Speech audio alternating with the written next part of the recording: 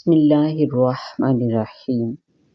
حضرت انس بن مالک رضی اللہ تعالیٰ عنہ سے مروی ہے، رسول اللہ صلی اللہ علیہ وآلہ وسلم نے ارشاد فرمایا، جنت میں ایک نہر ہے جسے رجب کہا جاتا ہے، وہ دودھ سے زیادہ سفید اور شہد سے زیادہ میٹھی ہے، تو جو کوئی رجب کا ایک روزہ رکھے اللہ عز و جل اسے اس نہر سے پلائے گا۔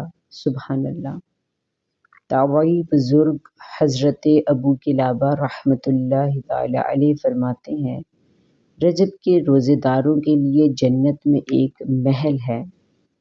فرمان مصطفیٰ صلی اللہ علیہ وآلہ وسلم ہے، رجب کے پہلے دن کا روزہ 3 سال کا کفارہ ہے، دوسرے دن کا روزہ 2 سال کا اور تیسرے دن کا 1 سال کا کفارہ ہے، پھر ہر دن کا روزہ 1 ماہ کا کفارہ ہے۔ سبحان اللہ۔